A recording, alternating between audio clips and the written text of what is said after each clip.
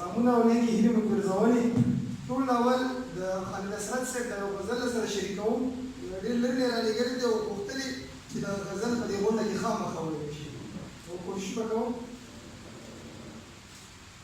یو چغه شه ټپه کړه را بیدار کړه لمونه، په خاوره د پښتون کړه د امن اوازونه. والله چې ګنې دغه بې حسي دې رانه وژني، پښتونه دا قاتله خاموشي دې رانه وژني. یو چغه شه دا مړي له قبرونو را بهر کړه، خپل مخ نړۍ ته وښیه، پردي مخونه لر کړه. راټول دي پښتانه ټول د پښتو په یو ټغر کړه. د مینې په تار وګنډه د زړونو پرهرونه، روکېږي دا بې مینې زندګي دې رانه وژني.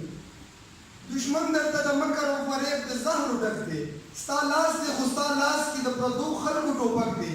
فزان هم نه خوږېږي زړه دې سم د کاڼي کلک دی، خپل ځان ته دې پخپله اچولي دي ورونه، د خپلو دشمني شوې پردي دې رانه وژني. او په اور د جهالت دې کړه د علم شمې بلې، راټولې کړه پې بیا د پتنګانو ډلې ډلې. دا سخت دې د ژوندون په هنرونو کړه بدلې، الوت په پورته وکړه مسخر کړه اسمانونه، د نر بابا بچیه بې ننګي دې رانه وژني.